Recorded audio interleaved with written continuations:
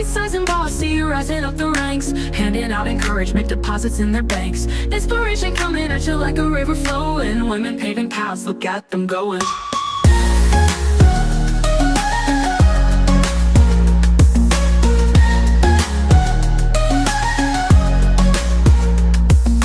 Bite-Sized and Bossy, rising up the ranks, handing out. Hello, I'm Erin. And I'm Tammy. And this is Bite-Sized and Bossy. Pretty good. We've really mastered that, Tammy. Good job. Well, almost. We got to read some sponsor copy.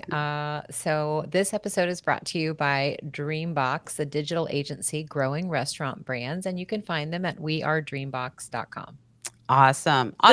Well, we have a great episode today. I'm really excited. I spoke to this phenomenal woman a few weeks ago and was just floored with her story. So welcome. Felice Ekelman is the principal at Jackson Lewis Law Firm. Hi there. And Hi, very Felice. excited to have you. Hello, I'm excited to be here with you both. Awesome. So where are you coming to us from? I am sitting in my office across the street from both Grand Central and the UN on 42nd Street in Manhattan. But I actually live in Greenwich Village, which is downtown New York, for those of you who know the city a little bit. That's Awesome. amazing. So obviously I got to hear a little bit about your story and was incredibly impressed. But for the listeners that are listening right now, tell us a little bit about yourself. Sure. I'm a lawyer. I've spent my entire career at Jackson Lewis, which today is a national law firm. And what makes us special is that all we do is workplace law, and we represent employers in all kinds of workplace law issues. I have, in the last half decade, or maybe longer, maybe it's longer than that, maybe it's like a decade and a half, that I have been leading the firm's restaurant industry group practice. Today, I co-lead it with a colleague from our Orlando office. And that is one of the industries that I spent a lot of time working in and with and about. And the other important thing to know about me is I have a family, 2 fantastic grown children, neither of whom are lawyers, but I'm married to a lawyer who I met in law school in orientation, which was an alphabetical situation. So he and I share the same last initial, but not the same name. Well, that would be very convenient for monogramming, but there's Yeah. so many things in there that are super interesting. The first of which is you're still at your first job. I know, I'm a How the dinosaur. hell does that No happen? one has that experience. But I will confess that when I started work here many, many moons ago, I started in the New York office with 3 other brand new lawyers, one of whom is still here Oh and my is still a gosh. colleague and is still a friend. So that is kind of unusual. But I think it's not as unusual as you might think for Jackson Lewis attorneys, because if you're interested in workplace law, if you want to represent management side, this is the place to do it. When I started, there were only about 60 lawyers, and the law of the workplace was a heck of a lot less complicated. In the ensuing decades, it became much more complicated because of the promulgation of so many federal, state, and local laws. We now have offices that span most of the country. I think we're over 60 offices now in most states.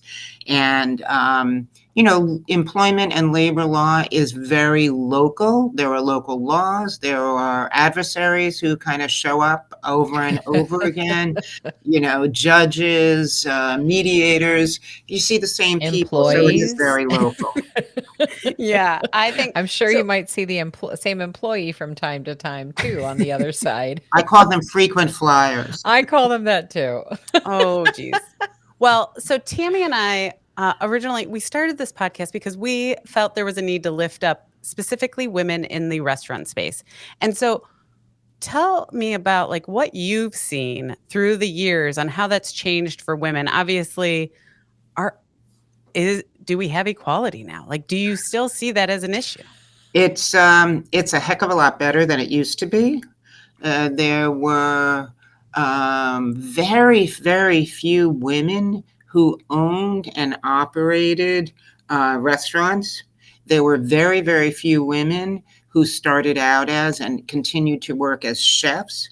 Most of the women were front of the house, more focused on the customer and hospitality, but often they were not the GM. They were often the floor manager or another manager. Today, the industry is very complicated. You have large national and multinational chains. You have franchisees that are huge companies.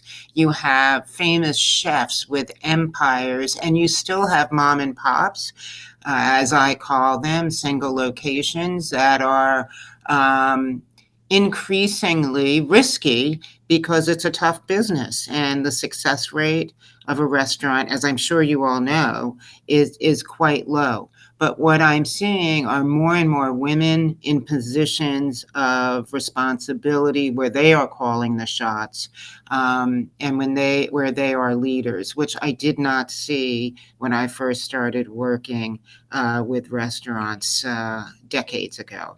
And that's fantastic. It's the same in the law business also, frankly. What are some of the big types of lawsuits and cases that you come up against? Is there something now that's like exceptionally timely or that keeps happening currently?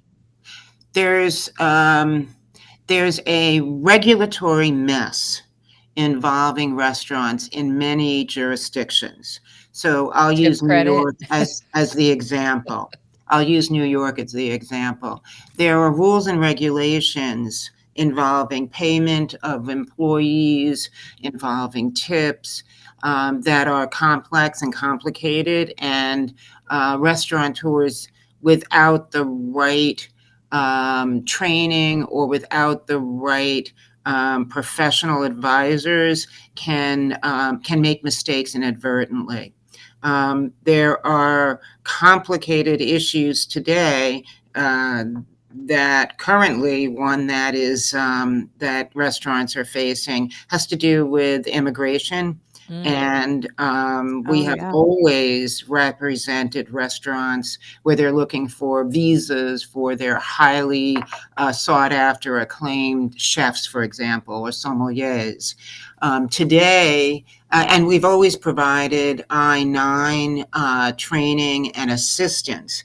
But today we are working with a lot of clients who are trying to figure out, and again, I don't want to get political, but again, depending on where you are operating, you might feel concerned for your employees and for your own compliance to make sure that you are not inadvertently employing folks who don't have the right to work in the States. So that is a top issue. The other thing I have to mention is there have always been women working in restaurants, and because of the industry being focused on tips, there has always been a lot of pressure on women in this service industry who rely on tips for their income to deal with all kinds of harassment in the workplace, whether it's from leaders,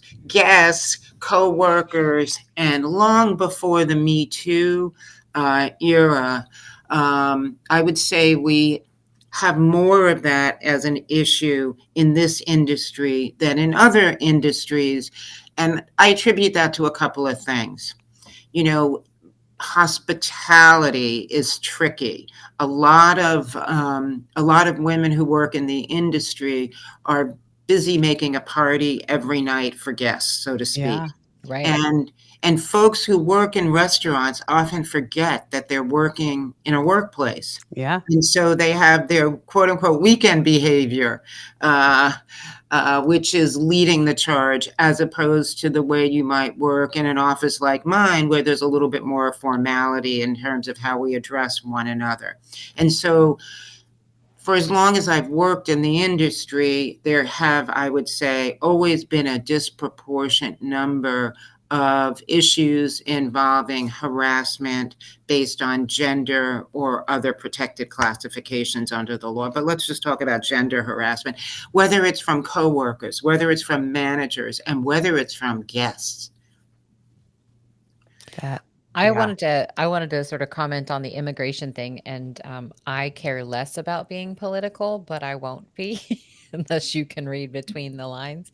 I'm wondering if we could get some of the chefs in the kitchen, like one of these HB1 visas that a lot of like Asian or Indian folks use in development, because Yeah. now some of those roles are so vital and essential, and it really is a skill that's lacking. I mean, if your cook doesn't show up to work, you don't have a restaurant.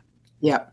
If your Well, now the hostess doesn't HM show up, you can still run the restaurant. If the manager doesn't show up, you can still run the restaurant. When the chef doesn't show up, when there's nobody to cook the food, there's no business. So why Yeah. can't we get those people in the back of the house and use that as a way to legalize getting them here?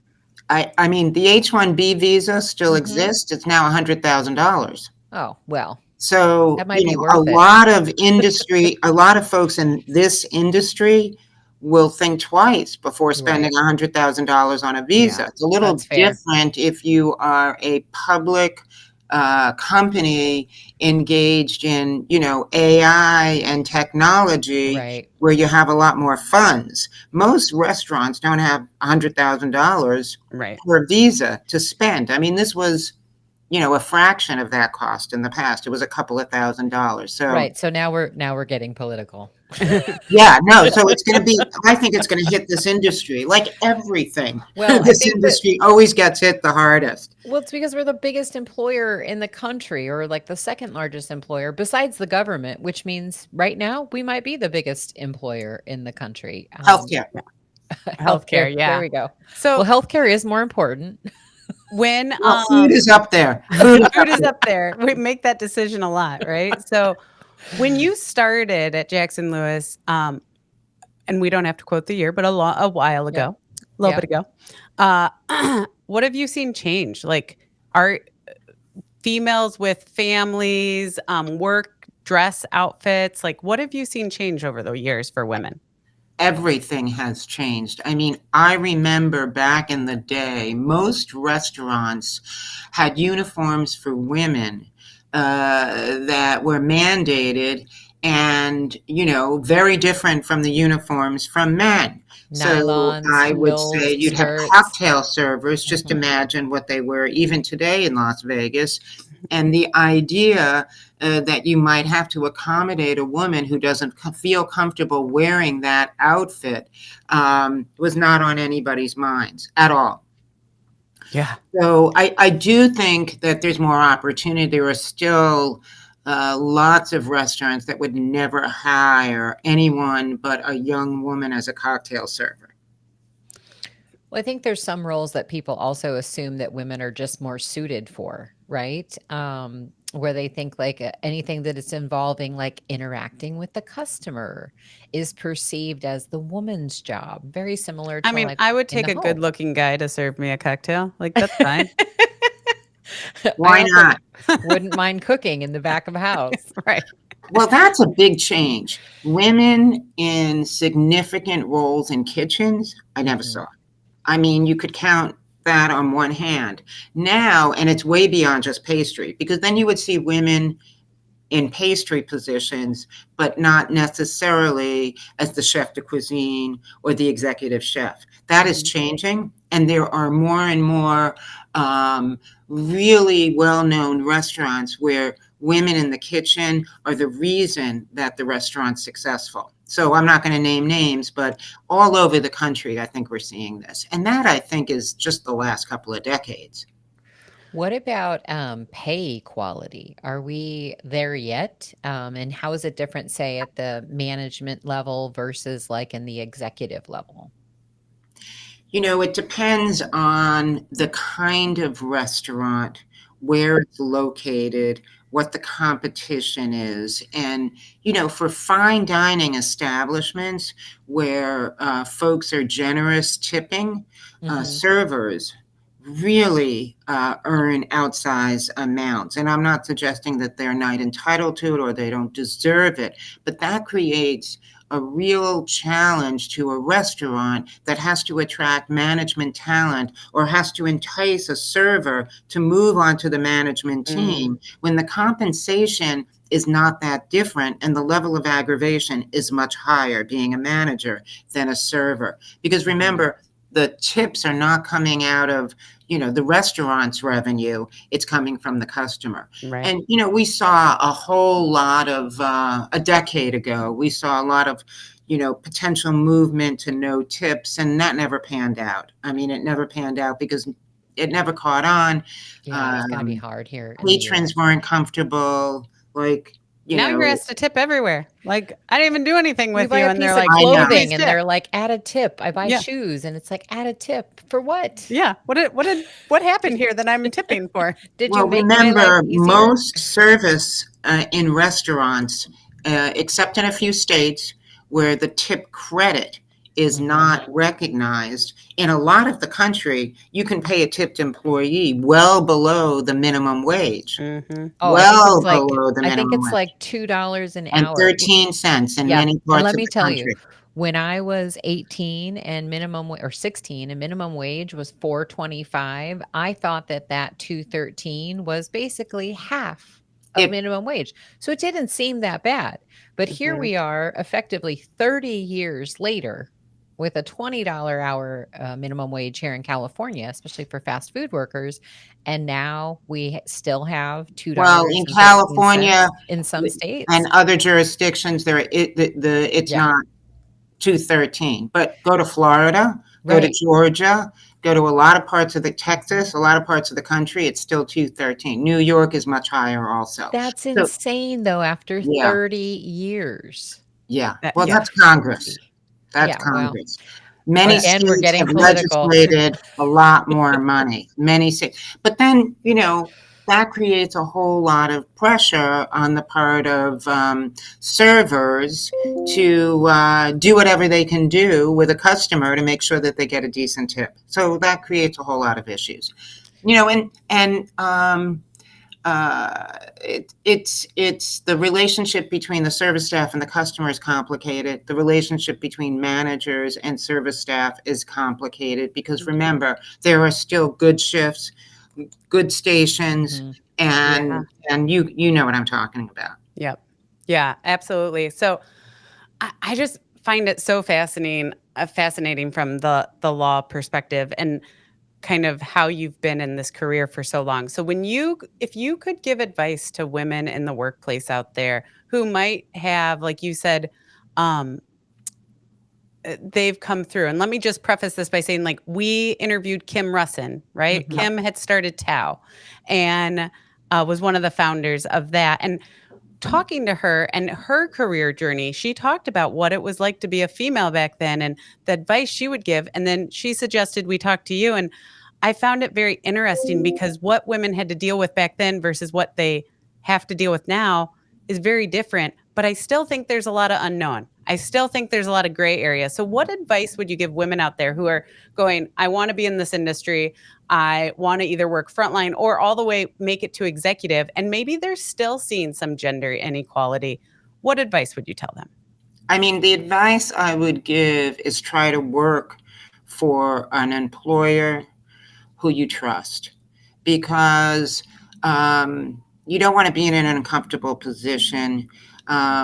It's a good time now in the industry generally. There's still a lot of opportunity in this industry. So I would say don't just take any job.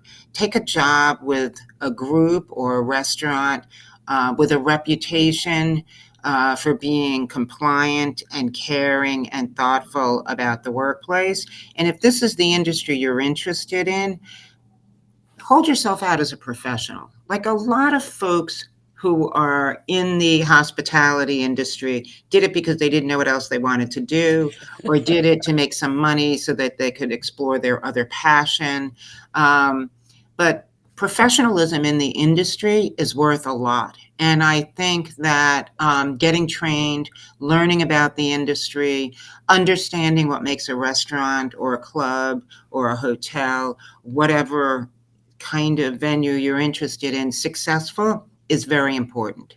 How do you vet that employer? You say, to find someone you trust. But if I'm just interviewing for this job, how do I know? What are questions that I could ask, right? Like, so if someone's listening and maybe they're up for a new job, what are questions they should ask a prospective employer to understand if they should trust them? Well, I would talk about opportunity for advancement. Mm-hmm. I would talk about tenure, how long people stay.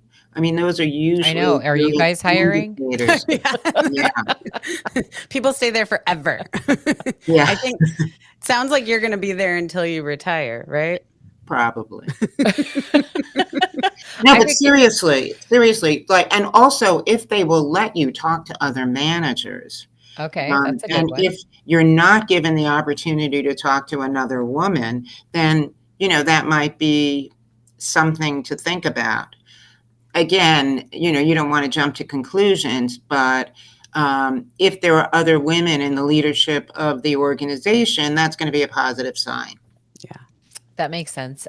So asking who other female colleagues are, asking if you could speak to a female colleague. If you got somebody on the phone, say another female, and you're about to interview for the job, I mean, you think, are they going to be transparent? What's maybe a secret question you could ask them that kind of You gives know, insight? what do you like about the job? And what would you change if you could Mm-hmm. about the organization or the job? I mean, open-ended questions are good because you never know what folks will say. So I would start with that, and then I would ask about opportunities for training and promotion. Again, this is assuming, this is an organization you want to stick around with. Yeah, absolutely.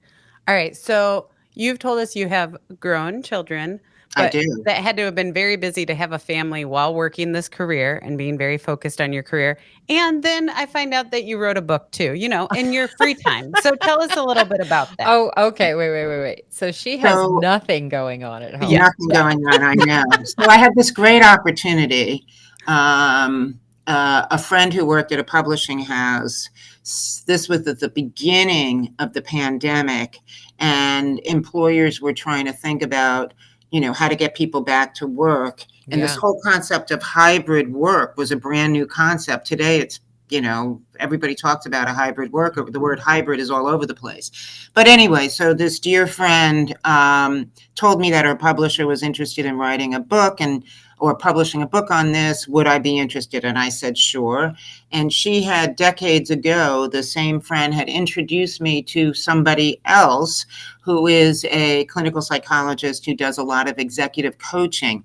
And so I said, she said, oh, I might ask Julie, who ended up being my co-author, to write the book. And I said, why don't you see if Julie wants to do it with me? And so the idea came about. The book is called Thrive with a Hybrid Workplace. It was written during the early stages of the pandemic and came out in early 23. So I'm glad to say that a lot of the issues and advice that we anticipated in 2021 when we were writing it, because, there's a long lag, unfortunately, in a publishing house, we anticipated a lot of the same questions that employers today are still thinking about. Not so applicable in the hospitality industry because, of course, you need a server to be in the restaurant to serve food. But in an office environment, in many kind of workplaces, hybrid work is still a challenge for leaders. The restaurant industry seems notorious for wanting people to be in person, as opposed to hybrid. Are you Yes. seeing, what are some of the broad challenges that you're seeing from restaurant executives with this sort of the work from home and then hybrid, and now I have friends who are being called back in to Yeah. the office. Like the social media manager, they're saying you have to be in the office, but the social manager is going, I only work behind a computer all day long, right? Yeah. I know. It's all about control versus trust. Okay. So businesses want to control their workers and not trust them. And so, most of the folks who can work remotely, some or all of the time, are in positions of responsibility, and they're grown-ups, and they can manage their time, and they can figure out when and how to do work and how to be most effective. And it's so upsetting to me that so many employers don't trust their knowledge workers, because these are the folks who really can work remotely or on a hybrid basis with great success. So I would, most of the book talks about how to give folks some freedom and how to manage them and how to communicate in a way that ensures that everybody's on the same page and that everybody's working. Because, we've had situations that have gotten a lot of publicity, or I've encountered where people have two jobs and the employers don't know it, and they just. I don't know how I've people seen do that that. happen. I don't know Well, either. That's crazy. They're Like I would collecting die. two salaries Yeah, and doing two yeah. jobs at the same time. Well, you're going to do neither well. No Yeah. shit. In the end, that's what happens. But that is really not the norm. That is really not the norm. And, what's upsetting is that this "you must be back in the office," I'm concerned, is going to have a disproportionately negative impact on women. Yes, And of course. folks with mobility issues, for Yep. example, who have a hard time getting to an office 5 days a week or at all. But caregivers are the ones who really appreciate flexibility in work. And I remember early when the book came out, we were interviewed for a podcast, and I remember telling the podcaster, who was a great interviewer, if I had had this flexibility when I had young children, oh my gosh, my life would have been so much better, because unfortunately I raised my children in a time when we did not have all the technological advances that we have today, and the ability to work from home some of the time would have alleviated so much unnecessary stress. So that's And where probably lots of therapy for the children, right? Yeah. I was late for everything all the time because I was running around. Yeah, I can't even imagine. I don't have children, and I think about the life that you must have lived in New York City with two kids as an attorney at a growing law firm. I probably would have opted out of children Well, because I opted out anyway. I definitely would have opted out in your shoes. Well, or opt out. In some respects, the city's easier because it's easier to get around. You don't have to Smaller. commute. Yeah.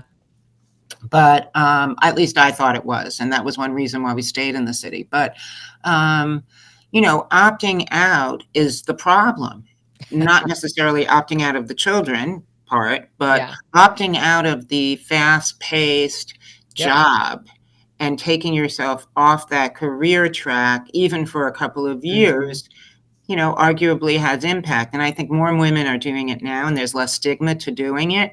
But I think the opportunities for flexibility are just so important, so important.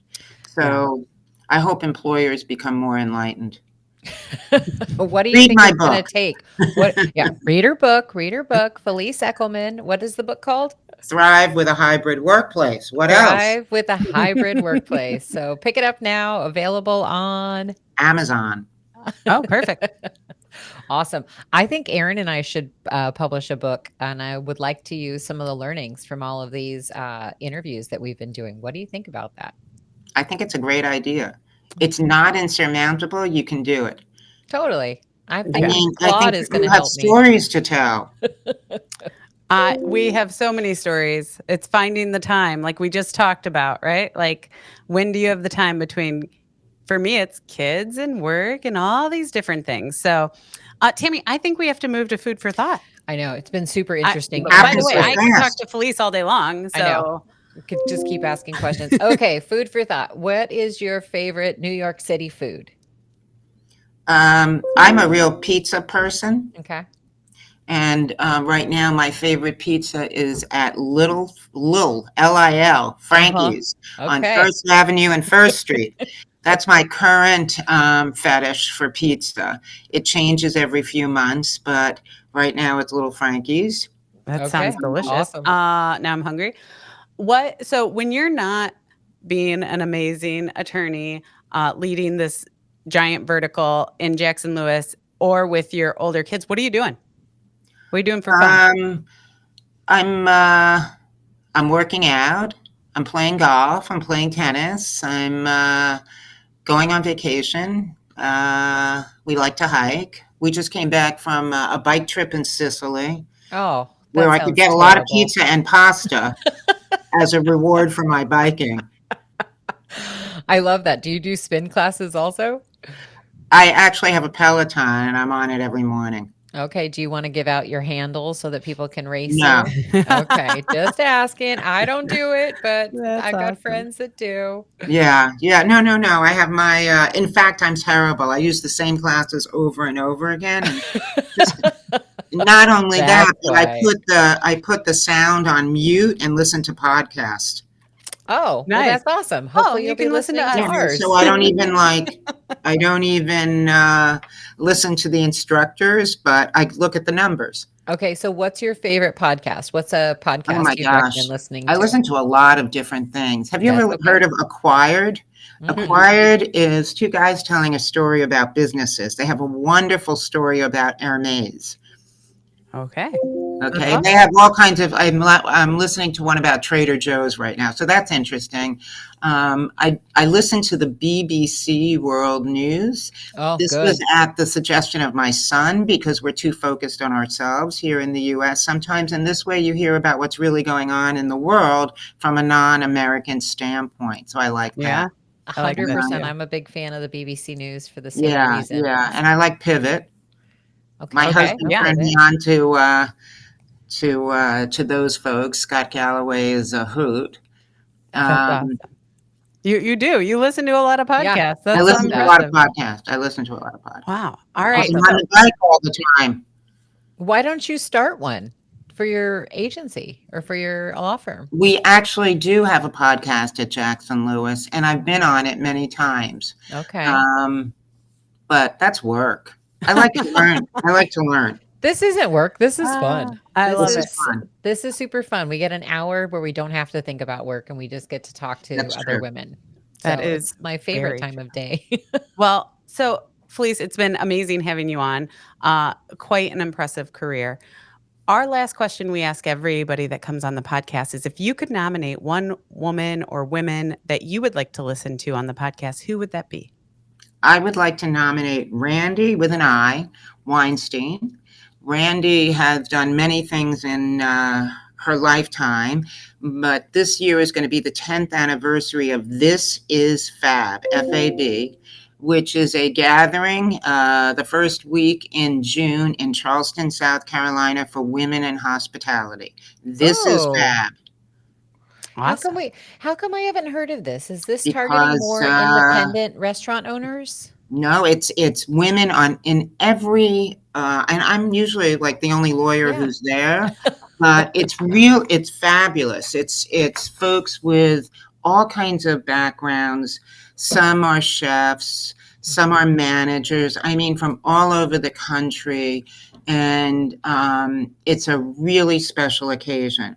So she's going to talk to you hopefully one day and your Yeah. listeners, and she's just a dynamo. And this is the 10th year at Fab, and I will be there in June, I'm happy to say. Well, Amazing. Maybe we will be too. We did I just would get love it if invited. you would come. We just got invited to do a keynote for another women's event. So that could be something fun too. I don't Oh, know. Yeah. tell Guess me Erin what the didn't tell event you. is, and maybe I'll come. That's amazing. Well, it was for women in restaurants for the state of Wisconsin, their women's Cool. event. And they invited us to come and keynote. And we interviewed Julie Fussner, the CEO of Culver's, a Yeah. Wisconsin restaurant Ah. company. Yeah, it was great. It's fun to do it on stage. It's I'll a lot send you of, the link. It's way more fun in person. Okay. Okay. And Well, maybe I'll anybody- see you at FAT, and I hope you get to meet Randy. She is a absolutely. and she has connected so many people in the industry with one another and really supports women. I love right, Randy. women We're- with boys' names. So Randy, we Yeah. want you on. Exactly. Well, Felice, like I said, it's been amazing talking to you. I know that you will have helped a lot of women that listen to this, and thank you for being on Bite Size and Bossy. We appreciate it. Thank you for having me. Of course. And everyone listening at home, if you haven't liked, shared, send us letters, notes, handwritten. We'll take whatever you got. We prefer positive ones.